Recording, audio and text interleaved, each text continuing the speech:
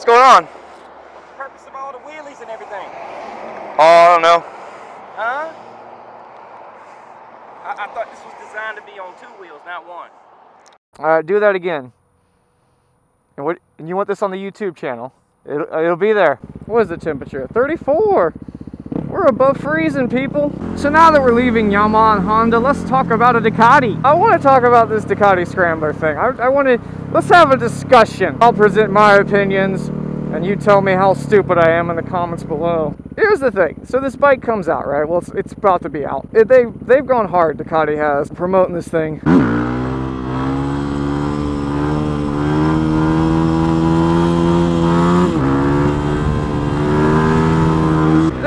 The bike gets a lot of attention in weird ways. Ducati's gone really hard to promote this thing, and I just want to talk about it a little bit, because clearly I fucking like it, okay, flat out. I think it's fucking cool, and I want to explain why, beyond plaid shirts and fucking rolled cigars and mustache wax, I want to explain why I think this is a really, really cool bike and something revolutionary that Ducati's come out with. Let's just stop for a minute and let's look and see what the bike is. Forget whatever they've done, what they've said about it. Let's even forget what it looks like, because it does have that retro look.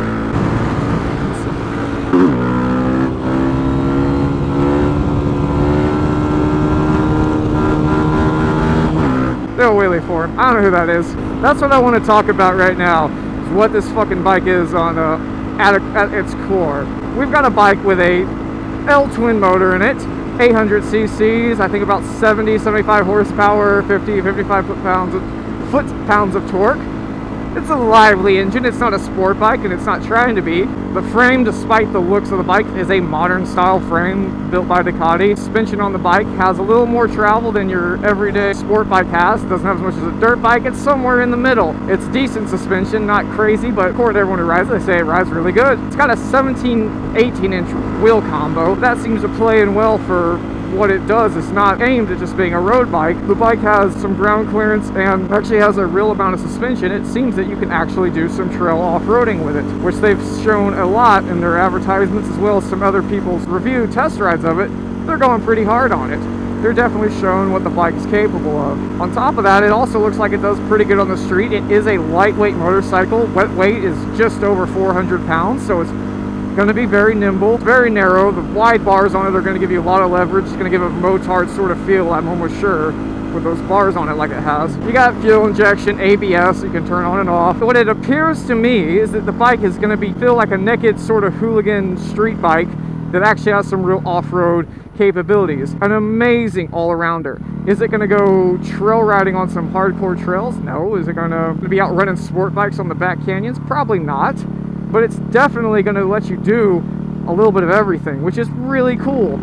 It's similar to what a supermoto can do. It seems like it makes up for the unpracticality of a motard. It's like what the hypermoto was supposed to do, or these other sort of street-oriented supermotos that aren't really supermotos, they're naked sport bikes. I myself love supermotos because I feel like I'm not stuck on the road. And it looks to me like that's the same thing that the Ducati Scrambler is going to let you do. Again, not as extreme, but actually has enough legs underneath it, you really could take it to the distance. I have not seen another bike on the market that's going to be able to do what that can do. That's not a giant adventure bike or something. This is actually a lightweight, nimble machine that can run down the road for long periods of time. It's not going to, you could fucking ride this thing cross country. You know you could. That motor is going to be just fine doing speeds all day long at high speed. It doesn't care, and in a minimalist way, which I personally love. A minimalist sort of motorcycle that's just less, where to me less is more. I don't need all that crap. You know what else is cool about it? It's like $8,500. It's a cheap bike. I say cheap, I can't afford it anyway, but I mean, my point is, I'm a fan of this because I look at this thing, they've made this thing actually affordable.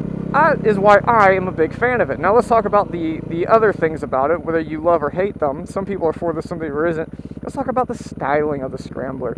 Is it weird? Does it have a screwy styling? A pink Metal Militia sticker, how cute. Oh, there's a Fiat behind me. Scorpion-ass one, Ackerbuckle, whatever that starts with an A. I don't bother learning the name. Now when we come into the styling, Ducati's done something interesting here, which I think throws a lot of people off. They've given it a retro style. Now they swear up and down this is not a retro bike, it's a modern bike with some throwback sort of cues. And at first I said, oh, come on, Ducati, it's a retro bike, call it a retro bike. But actually looking into it, I see what they're getting at, and they don't want the name retro bike being put on there because that would imply that it does not have the current up-to-date technology. It would make you think this is an old school bike underneath. So I see Ducati's point. Yes, they don't want it known as a retro bike, even though it definitely has some retro styling in it. Now, whether you are for that retro styling or not, that's going to be, you know, an individual question. Personally, I think it looks really cool. I like that retro styling. I think it's a neat look to the bike, and it, for the most part, I can't see that it interferes with the performance on it. Maybe the fuel capacity, they've gone with this old school looking tank, and yeah, that's going to, you're going to have a little less mileage, but on the plus side of a tank like that, it's very narrow, which is nice between your legs. It just keeps the bike nice profile. So the thing that Ducati did that was really, this is the thing that either kills it or makes people love it for some, is the whole hipster vibe they've added to it. But I can't blame Ducati for doing it. It's pretty smart of them. Ducati has become pretty expensive over the last few years, and this is their most entry-level base bike you can get, which is smart. This is a bike, it's to bring people into biking that aren't bikers. As it sits currently with the high-dollar bikes, Ducatis are people's second bikes if they ever get one at all. And the problem with that is if you start out on a Yamaha, you end up having 3 of them because you like your first bike. R6, R1, WR. And I always try to think I'm not brand loyal. And I for the most part, I'm not. I'm really not. I was when I went for my R6 R1, to be perfectly honest with you. When I went for the WR, it just was the bike to go for. But you can see the point. I did do it between my R6 and R1, and that made me not look at other bikes out in the market. I just thought, the R1's what I gotta get, man. I love my R6, gotta get my R1. Ducati knows that, and they want to be a part of that market. And they've gone really hard, and not only just making a bike, affordable bike, but they've made this whole style around it. It's similar to what Harley does. You're not just buying a motorcycle, you're buying a lifestyle. Oh my God, the people that are the biggest critics of it are current riders, and that's the whole design. Is it's not designed at existing riders, you know, branded clothing design thing going along with it.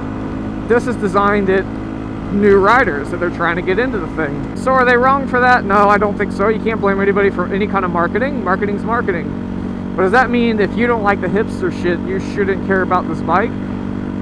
Well, I think you'd be stupid to let that happen. In my opinion, if a bike is awesome, and I think it is, for all the right reasons, for what it can do, for its capability, for its price, and in my case, I even like the design, I can't sit there and say, well, they're trying to, you know, sell plaid shirts that say Scrambler on it too, and I got pictures of guys with silly mustaches and dark, thick glasses.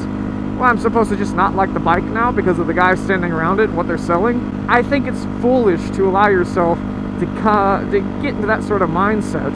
Maybe missing out on a really cool motorcycle. What if that Ducati Scrambler was the coolest bike you ever had and the most fun you ever had on a motorcycle, but you decided it was just too hipster and you're cooler than a hipster and hipsters are just played out, so you don't want it? I don't know, maybe because I'm not as interested in image or something at my age. Maybe it's something to do with my age. I don't know, but I don't care. I don't care that that's their design.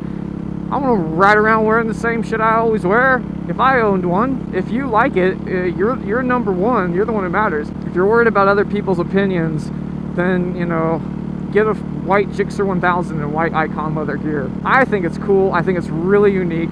I'm surprised it's the Italians, not the Japanese, that designed this thing before anybody else. It's like a practical supermoto, comfortable, and enough motor and legs on it that it's not just ridiculous trying to go anywhere with it. I'd love to own one, but I just wanted to talk about it because I figure it's worth a vlog topic like this, just because I want to address all that stuff, all that hate that people have towards it, just because they don't like plaid shirts and, you know, acoustic guitars sitting around the beach.